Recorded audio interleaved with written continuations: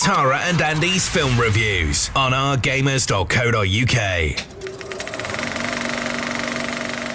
Hello and welcome back to another week and therefore another film review with me, Tara Malik, and me, Andy Baines, my partner in crime. Oh yeah.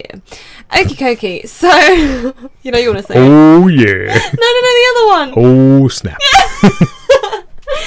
Trolls reference. Okay, so this week we're talking about the latest instalment of Pirates of the Caribbean, which I was majorly looking forward to, by the way, and I think a lot of people were too. Or I'd like to think that.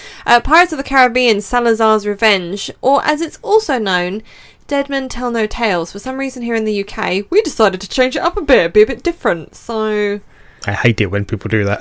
it's just like, because initially it was just Dead Men Tell No Tales, and suddenly all the posters changed. I can't even find a reason. No, I think it's just because the trailer was more about Salazar or wanting revenge. So, hey, let's in the UK suddenly change it and complicate things and confuse people. So I can't find the proper reason why. It just sounds like due to the trailer that they wanted to change it. The title makes sense, but then again, both titles do make sense if you go see the film. So, anyway. I digress. Pirates of the Caribbean, Salazar's Revenge, or Dead Men Tell No Tales, depending on whereabouts in the world you are. Classified 12A. The director, you've got Joachim Rønning and Espen Sandberg. You've got, starring in this, Johnny Depp, Geoffrey and Javier Bardem, along with many others as well. Genre, action, adventure, fantasy, and the running time is 2 hours and 9 minutes. In brief, the film is about this. Captain Jack Sparrow searches for the Trident of Poseidon while being pursued by an undead sea captain and his crew. Dun dun dun. I think I do that in every single film review. Oh, you wait for me to do it. No, I think, yeah, I just suddenly realised I think I do that. I have to change it up. I do that every single time. Okay, so we're better to start. People will miss it when it goes. I know, that's why I'm not letting it go. Let it go. Don't let it go. Okay, we're going to start with the start, or really right before along. the start. And move right along. Yeah, exactly. So my note is, before the start, the customised Disney logo intro. I made a note about that. It was a very nice touch. I love when they do that. To be honest, every time we go see an IMAX film, and it's kind of like a big thing, I do kind of expect it to be the customised countdown. And I really thought they would do it for this film, and they didn't. And I sat there and I was like, ugh. And then they did the customised Disney intro, and I was like, okay, you want me back again. Yeah, exactly. So yeah, that's the note I've got for that bit. It was a very interesting start, because there is a little bit of story up front with that start, and it's always issues. Definitely gripping. Like every movie, if you think about it, every movie started with some sort of issue or flashback or something like that. So all I can say is it's a nice start to the film again, and always issues. So awesome. It worked, didn't it? Yeah, I liked it, because straight away I was like, okay, you got me, let's find out the rest of this film. So yeah. And on from that, let's move on to story and script, kind of like the main part of the film, or you would hope anyway. An early on note that I made, it's set in the same universe as Fast and Furious. It must be, because the physics and the reality is not quite right. Oh, I know. It does bug you to a certain, like... Yeah. Because it's so unrealistic. I mean, you understand it's fantasy and all that, but it's supposed to be in the real world with some magical fantasy aspects. Yeah, exactly. But physics-wise, things should still kind of be the same. And it's not. And in the end, I just sat back and it was like, well, hey, that's just how they're rolling, so you got to go with it. Yeah. It was a little too far-fetched for my liking. I'm not complaining about it too much, but it was a little bit too far-fetched. There have been physics issues that we can always point out in every single film that they've done, but I think this time they really went all out. Because, for instance, in... Oh, which one is it? Is it the second? No, it's the third one. I think it's the third film. You know when... Jack Sparrow's on that island and all those people want to eat him, and then he's got that like that pole stuck to him, and he gets flung and lands, and I'm like, wait a minute. And then he falls the whole way down, lands on his back, and is alive. I'm like, okay, someone's looking out for him. So physics wise, you know, it's a bit questionable, but they kind of do that throughout all of the films, but this one really took it. Yeah, when I saw it, I thought this is Fast and Furious level of physics. There's exactly, because it's near the start of the film that this major scene happens, and I kind of was waiting for the thing that you expect to happen, and then this other thing happens instead. I think I just looked over at you and I was like, oh, okay, this is new. So, but it's still entertaining. Like, it was funny and it was silly, but it was very far-fetched. But anyway, I did make a note about enjoying the story so far. Overall, yes, it is an enjoyable film, but definitely room for improvement. Great entrance from specific characters. I believe Salazar was one of them, which is what you need anyway for that sort of thing. But there was like great entrances from certain characters. What else have you got? I sound like I was complaining about it a little bit there. The story wasn't amazing. It did have some interesting aspects. Yeah. I'm not going to argue with that. It did have a nice touch on some things, and did have a nice but did laugh properly. Considering I did laugh at it sometimes. You know, it did make me smile. Did make you laugh loud. Made the audience laugh a little bit, and some origin stories and stuff that was touched on. Nice. It's all nice added, but I think there's just something.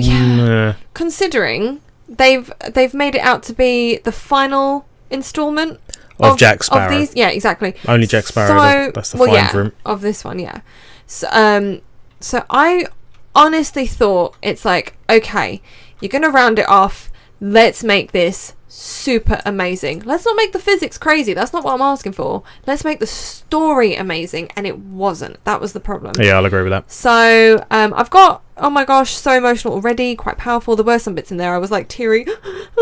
Intrigued for sure. Yeah, nice script quotes here and there. The delivery of lines was done very well again. It was funny, very funny. I've got a similar thing undercast for that. Yeah. So funny moments. Oh, I got the far-fetched but very entertaining. Go big or go home. Why not? Or take the home. You'll get that if you see it. Very unrealistic at times. But hey, go with the flow. I got wow. So something wow must have happened in that film. And I also have that at times I wasn't a fan of the chosen babble style moments. That it was too much and I got bored. So I think it's something that they took on from like previous films. It's something that they do with certain characters, but I feel in this one it was a bit forced, like it didn't flow naturally when it was all like proper babbly weird bits between characters, and it's like it's not working this time. I can agree with that actually. I know the sort of parts you're talking about. Exactly. And I'm like, it's not working now, let's move on from that. There were quite a few. Here's the thing. Story, not great. It's good. It's not great. That's the problem. So it's still entertaining. It's still going to, have aspects of it that you're going to enjoy. But the problem for me was I found there are a lot of plot issues and choices that I wasn't 100% pleased with. And had slight changes been made, it would have conveyed the story so much better and actually benefited characters more. I do blame the script more than the story. The way the story was going behind it, I could have got behind that a bit better if the script or the lines were a bit different. I do find there are some scenes were slightly different, Yeah, I think there were like really major moments in the film that were poorly delivered because of the story choices and probably therefore the script choices limiting as well. Themselves. Limiting in certain ways. Yeah, it wasn't. I just don't think it did it any good. And then towards the end, that whole massive at the end didn't entirely happen, and I think it's because of some of the choices that were made. Again, if and when you go see this film, I do recommend it because it is still entertaining. If you've seen all the Pirates of the Caribbean films, it's a must to go see this one. You can't just decide not to after seeing all the others. And it's nice to have seen previous ones because then you kind of get this one and all that sort of stuff, so it does help to see the previous ones. But I do think that it's one of those things that when you go see it, you'll probably understand where we're coming from in regards to plot and script choices for this. Did drag a bit. I made one though, but I think it dragged a little bit. But I think it's also, you do get to a point where you do have very high expectations. So they have a lot to live up to and a lot to deliver. And on certain things, they did do really well, but unfortunately, when it came to the story, it hasn't really done amazingly. Okie dokie. Any more notes about story and script? Nope. So we'll move on to shots, CGI, and 3D. What have you got, Andy? Nice CGI from the start. Do you know what? when the first Pirates of the Caribbean film came out and they had all the skeletons, like that CGI, they pioneered that. They literally, like, CGI was about, and they took it to the whole next level. Well, they really did, yeah. And I feel like they've done it again for this film. Again, the CGI is phenomenal. And unfortunately, you know, you can't base a film on CGI and rate it just for that. So because of the story, it will let it down. But CGI-wise, fantastic. Absolutely fantastic. They got their textures perfect again. They've made it look as realistic as you possibly can. They've made it trickier for themselves to make things look like, for instance, it's something that came about a lot of the times when talking to people, especially from the cinema that we know, when it came to Salazar's character, the fact that they made him look like he was underwater the whole time, like his hair, the motion of the hair and stuff. Yeah, I've got to know about that. I did not spot that in the trailer. You spotted that in the trailer. So cool. Told me about him. From then on, you can't help but be impressed. Yeah, and the fact with his skin like just burning away, and with his crew as well, because they've done it for all of his crew, just these little things here and there, and that's what was so great from the very first film. And they have brought it through all the other films, like the Flying Dutchman. Like, I can't get enough of that ship coming out of the water. Like, seriously, it's amazing every single time. And then, so CGI for every film, apart from maybe the Teodalma growing. That was like the only thing that wasn't that did let the series down a bit. Yeah, it wasn't great. So let's like ignore that bit. But everything else, when it comes to the ships and it comes to specific characters and all that, like, they've done amazingly. And again with Davy Jones, oh my goodness, and his tentacles and his crew. So CGI wise, you always know you're going to get an outstanding job when it comes to these films. So again, I wasn't disappointed at all with that. I loved it. It was out of this world. They raised the bar every single time, but the results are amazing. So what have you got? Anything else? No, I've got basically the same sort of thing. The CGI, as always, is impressive. Yeah. From start to end. I think I made a note really soon on. I think I made notes all the way through to the end. Yeah. Yeah. It's just hard not to be impressed by the CGI once again. And we saw it in IMAX 3D. Just, yes. 3D? Yes. It definitely worked for me. So, and there were some really cool action shots yet again, so that wasn't disappointing. Slow-mo was good as well, not overly used. Not bad. No, exactly. So with that and with the action, I'm quite happy with that, to be quite honest. So yeah, I believe that's it for that bit. Cool. Music, soundtrack and sound effects. Now, here's the thing. Every single film they've had, you've obviously got that core soundtrack that is known for Pirates of the Caribbean. I can't get enough of it. I love it. So soundtrack is always a yay, 2 thumbs up. Never gets old. Sound in IMAX as well. Highly recommended to go see it in that screen, because it is just, how would you describe it? Like, it's just amazing. It's goosebumpy. Yeah. Because the sound is so amazing. It's just, I mean, I don't get them, but yeah. I love it. I always get goosebumps. I love it. So I would recommend to go see it in IMAX if you can. There was also very atmospheric music, very ominous. It all worked for me there. But here's the thing, here's my but. You knew it was coming to this. With each film, there was something new that would stand out. There would be a new theme song to fit that film that would be the outstanding tune for that. So, like, I would always get the soundtrack every time, because they would revamp the original tune. They would build another layer or change it slightly, which I love. Absolutely love. Massive fan. And in this final film, again, one of the main things I was looking forward to was the soundtrack and seeing what new addition they would put to this. Nothing. I didn't spot. They probably do have something. I didn't spot it. And with every film so far, I always have. And in this one, I haven't. The main theme song was there. I didn't see a massive change in it. And in regards to that new tune that comes with, you know, every film, that is then unique to that film to be around that character or whatever. Because I do believe Salazar, I think, had his own music that would come up. Yeah. But nothing that stuck in there. Yeah. Like, nothing. And I walked out and I was like, there's nothing new about the soundtrack that's stuck with me. So that was a bit of a disappointment, because I really thought they would, you know, build it up again and there's something new, something worth getting the soundtrack over. And it didn't. And I'm sad about that. Yeah, I've got the same sort of thing. Not so much depth, and like, mine was no complaints, as expected and adequate. No. It wasn't like, this is great. The soundtrack's like really great. I'd normally make a note like that. Yeah. Soundtrack's really good, but it just felt recycled.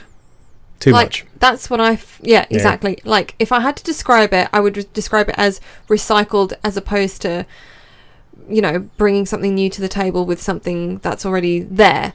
So, but I will say something that is about the sound effects wise that I thought was really good. It's such a small detail, but I really liked it. The wheezing of Salazar's character. It's so effective and creepy and adds this new layer. I've complimented him for that. His character and stuff. I agree with that completely. Like your statement there. It's so creepy, as you say. It's such a small thing, but it really adds to it. His character, what he's been through, how cursed he is. Like it's such a small thing, but it's so nice that was added to it. So it's like Barbossa's a bit old and he comes across as struggling and stuff like that. Yeah. It's not just that though. There's something about the Salazars and the way the audio is done. Because it's not just the physical. Because obviously, it's just that other layer. And I thought that's such a nice little detail. Might be overlooked by quite a few people, but it's just obviously where we've sat through so many films. I guess it's something that would pop up. So I liked that. So yeah. So soundtrack, you're good. It's your usual, but it's not outstanding, which is a massive shame. And I think let them down. I don't know if it feels like something rushed or unfinished, you know what I mean? Like I feel like they had the idea, they kind of went with it, cheapened it out a little bit and cut corners. That's how I feel. Maybe they were just getting it out the door to start with a new tale that isn't related to Jack Sparrow. Maybe. But I just wanted it to go out with a bang, you know what I mean? Anyway, I believe that's all I've got for that section. Have you got anything else? Nope. No? So we'll move on to cast. What have you got? A returning cast as expected. Yep. Can't really complain. No. Weren't amazing. I think because we've seen it so many times. Yeah. I don't know. It's just something about it wasn't right. I know. I can't quite place it. I know. Talking about Johnny Depp and one or two of the other cast were the returning ones. The new cast, nothing special in my eyes. Yeah. Regarding the main sort of characters and stuff, but Salazar. Yes, his character. I think he really stood out for me in this film. Yes, he's really fantastic. Did. He's completely believable, and presence is just amazing. Yeah, just everything about it. Ignoring the fact, I couldn't picture anyone else being that character. He really brought it to the table. Like, I don't know the guy from anything off the top of my head. I think I've seen him in a few other things. Let me have a look while you do that. Can't name him though, but he's just owned that. Isn't he the it's one not the it's not down to the CGI, the hair or the skin or anything like that. It is just him. There's something about him, his presence for that. Isn't he the bad guy? I believe he's the bad guy from Skyfall. Yes. From one of the James Bond films. That's where I mainly know him from. But he's the bad guy from there. I don't know if I've seen him in anything else. But basically, I think he is the one with the most outstanding performance in this film. Same with what you were saying about returning cast. Not massive development. I almost Jack felt and like his crew and Barbossa. I wasn't sure if they're getting a bit fed up playing them. Possibly. I wonder if that's the case. Do you know what I mean? Like, yeah, it's just a paycheck now. Yeah, they've lost the love for it. Maybe I don't know. Maybe. Which is a bit sad. With the introduction of the new cast, I thought there was good overall chemistry. Bit of a few poor character choices with both old and new cast, but overall wasn't completely displeased. And as I said, the Salazar's character is fantastic in this. I do still love Jack Sparrow, although some character choices again were a bit odd. I guess I can kind of see why they did it, but also I feel like it's been a bit overdone now. I feel like it's almost gone to the point where it's just a joke, because I feel like maybe Johnny's just not feeling it anymore for that character, you know. Like, there's a clip of him, I don't know if you've seen it, he surprised people at the Disney, what's it called? Disney Resort. Disney World? Disney and he was inside the... Yeah, I can't remember now. He was inside the ride, the Pirates of the Caribbean ride, and he obviously surprised people there and played out his character. I got more from that than him playing in this film. So I don't know. I suppose it's different. He saw fans' reaction, maybe went for it, maybe enjoyed it. And it was all like, what's the word? Improvised. He had to obviously do it spur of the moment thing. I don't know. Like, there was more, I felt more passion from him from that little clip that someone recorded of going through the ride than him in this film. I don't know. I just feel like there's a bit of lost love in this one, which is a shame. Oh well, what can you do? Anything else about cast? I don't think there is either. Nope. Okay, sets is the next one. Just wow, again, intricate. Do love it. I'm curious how much is set and how much is CGI, as always. You know what I mean? Yeah. And do I have any? I don't have anything on costumes, but obviously costumes are always nice. I don't think there was anything that really stood out. Nothing stood out. Good point. I didn't make a note either. Yeah, because normally you're like, oh wow. Okay, I believe as expected for a pirates film. Yeah. You see, I know that in the last installment, which was on Stranger Tides, like there were definite set and costume and all that sort of stuff that was like wow. And here, yes, great sets, but nothing really about costumes. There was one part where because you see a bit of Jack Sparrow as a younger character, you do find out where he gets some of his items on these costumes from. That was a nice touch. That was a nice touch. That was a really nice touch. But yeah, so I think that's all for that one. So it's randoms. Do you have any randoms? Just that the trailer didn't spoil, and I really thank you for that. That's true. That is very true. The title change was a random. Obviously, we've kind of gone into that already. And stay sitting through the credits, which aren't that long. No. Like from previous Pirates of the Caribbean films, where you sit there for like at least 6 minutes. No, it wasn't that long. No. I don't know, maybe. There's an end credit scene, so by all means stay sitting and find out more. But I think that is all I've got. Factors on the credits being long or short typically depend on if we're talking about a film much, if we need to pee, if we need to get out of there quick. It's like, oh, come on, these seem so long. Yeah. So... What are you scoring it? Rate time. Okay, I want to know what you want to score it first. You already know what I want to score it. Okay. 6. Yeah, I thought you might. So my one is I'm gonna stick with a 7 because I was a bit undecided. It was one of those films I walked out and I was really confused what to think of it, how to rate it, and eventually I've just decided to go with a 7 because it's not awful. It's not, it's not. I know we've said a lot of stuff, and I think we're like finding bits where we could really find room for improvement for it, obviously, and maybe it's just the fact that it does seem like some passion was lost a little bit here and there, but it's still entertaining. It's one of those films that some people have said that they love it, some not so much. I think I'm in the category where it's the not so much, but it's still entertaining for me, so that's why I'm going to give it a 7. The rating it's gotten is a 7.1. All I will say in regards to the entertainment factor, it definitely delivers. It has its action. It's funny, it's sad, it's thrilling, it's exciting, it's visually amazing, obviously great CGI. The soundtrack's still nice, it's just not anything new. But story and plot wise, it's not outstanding. It's not as outstanding as I'd hoped for. I didn't walk out feeling completely satisfied. I think it's losing its oomph, and maybe a good thing that they call it there anyway. But spin-off wise, I'm open to that. You open to that? Yeah, I guess. We have to, they have to really bring it. That's what I'm saying. The oomph factor has to come back if they're bringing a spin-off. So yeah. But I don't know. Would a spin-off work? Because it's Captain Jack Sparrow. Do you know what I mean? It started with that. It has to be. Nothing can beat the first film. The first film was amazing, and it actually makes me want to go see it now. But I don't know if a spin-off would work, purely because what's Pirates of the Caribbean without Captain Jack Sparrow? Ooh, slightly less drunk Pirates in the Caribbean. Oh. Yeah, a bit more rum. Wasn't a very exactly a bit more rum left over. Wasn't a very good role model, was he, for the start of this film? But hey. I think that's it then. Until next time. Bye-bye for now. Bye-bye for now. Thanks to Cineworld Festival Leisure Park Basildon for the best experience around.